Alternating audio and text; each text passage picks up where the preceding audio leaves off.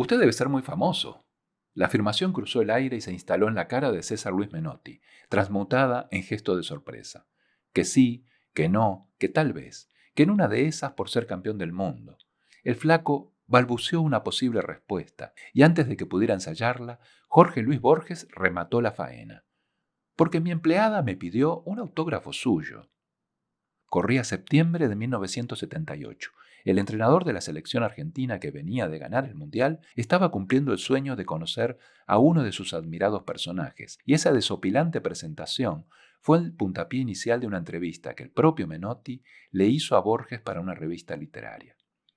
La charla no volvió a ahondar en cuestiones futbolísticas, pero esa primera reacción del escritor desnudó la incredulidad que le generaba ese fenómeno que jamás se empeñó demasiado en comprender, pero al que siempre criticó con obstinada crudeza. El fútbol es popular porque la estupidez es popular, decía. 11 jugadores contra 11 corriendo detrás de una pelota no son especialmente hermosos. A Borges le molestaban las representaciones masivas y no era demasiado adepto a ningún deporte, aunque el chauvinismo de Cotillón era el rasgo que, entendía, paseaba de legitimidad cada partido. El fútbol despierta las peores pasiones, despierta sobre todo lo que es peor en estos tiempos, que es el nacionalismo referido al deporte, porque la gente cree que va a haber un deporte, pero no es así. La idea de que haya uno que gane y que el otro pierda me parece esencialmente desagradable.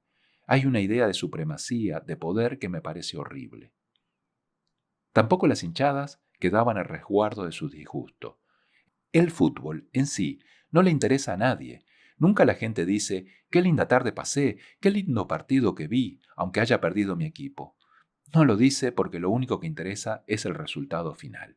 La gente no disfruta del juego. En la víspera de la Copa del Mundo de 1978, hizo algunas declaraciones que luego le costarían caro.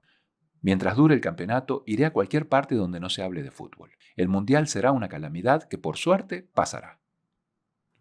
Los detractores del torneo, que basaban su rechazo en que estaba organizado por un gobierno de facto, con todas las implicancias que eso conllevaba en la época, se hicieron eco de sus palabras para afirmar que, hasta Borges, abiertamente conservador y antiperonista, cuestionaba el accionar militar. Y los defensores del gobierno mostraban aquellas famosas fotos en las que el escritor estrecha la mano del dictador chileno Augusto Pinochet y de Jorge Rafael Videla.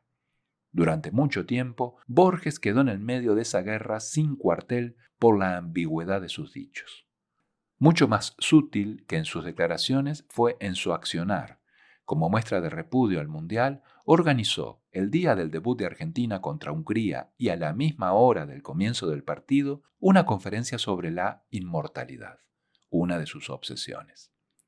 La cancha se llenó, pero su biblioteca también.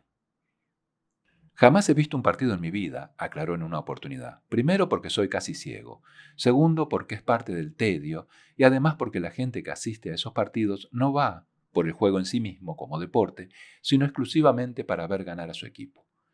No obstante, en otra entrevista con el diario La Razón, contó una pintoresca historia sobre el partido, o mejor dicho, medio partido, que presenció.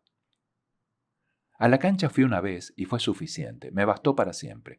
Fuimos con Enrique Amorín, novelista y director uruguayo. Jugaban Uruguay y Argentina.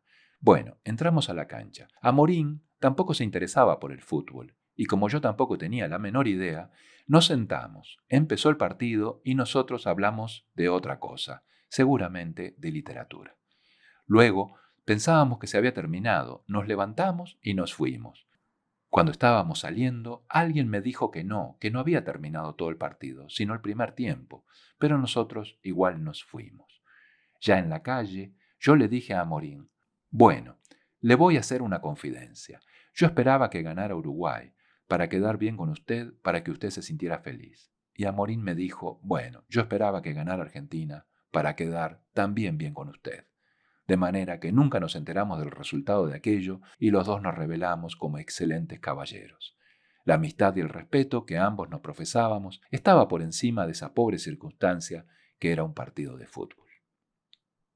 Sin embargo, como todos los Borges caben en Borges, junto a su amigo Adolfo Bioy Casares escribió un cuento titulado Ese es Pércipi, en el que el fútbol es protagonista junto a toda su parafernalia. El texto tiene como personaje principal a un tal Honorio Bustos Domecq, que no es otro que el escritor ficticio que ambos inventaron para darle personalidad a la fusión de sus plumas. En el cuento, Bustos Domecq es informado por un dirigente de una alarmante realidad. El último partido de fútbol, le dice, se jugó en esta capital el día 24 de junio del 37. Desde aquel preciso momento, el fútbol, al igual que la vasta gama de los deportes, es un género dramático a cargo de un solo hombre en una cabina o de actores con camiseta ante el cameraman. Después de un par de aclaraciones, Bustos Domecq pregunta con temor: ¿debo deducir que el score se digita? Ahí le comunican que no hay score, ni partidos ni estadios, que todo lo que pasa y vale, precisamente vale y pasa porque sale en la televisión y en la radio. Esse est percipi. Ser es ser percibido. Es una crítica a la mediatización de la realidad y a la legitimación de las acciones cotidianas solo a través de la mirada de un tercero.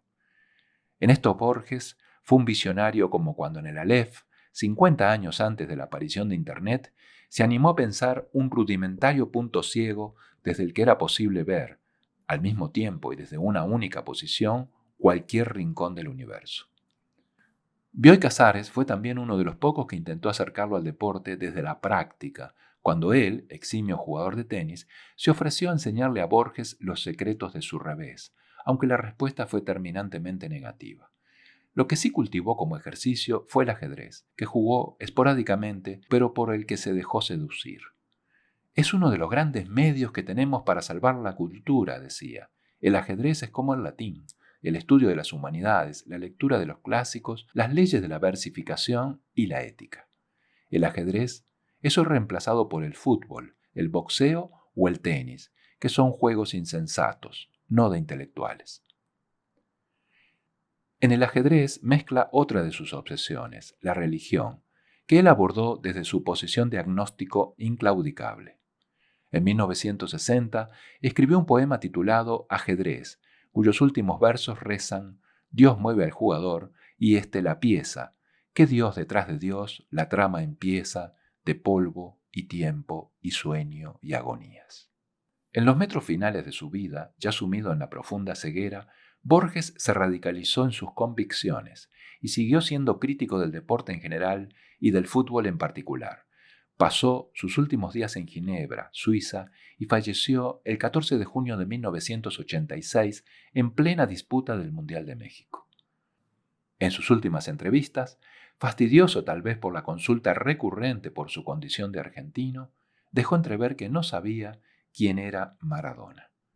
8 días después de su muerte, el 22 de junio, Diego le dio forma a su obra cumbre, el gol del siglo contra Inglaterra en el Estadio Azteca, uno de los hechos futbolísticos de los que más se escribió en cualquier parte del planeta.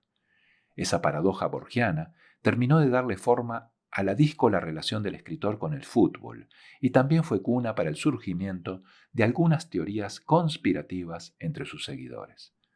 Borges no se habría sorprendido, o al menos no tanto como en aquella entrevista con Menotti que duró unos cuantos minutos y que tuvo un final tan memorable como el comienzo. «Qué raro, ¿no?», dijo el escritor, «un hombre inteligente y se empeña en hablar de fútbol todo el tiempo».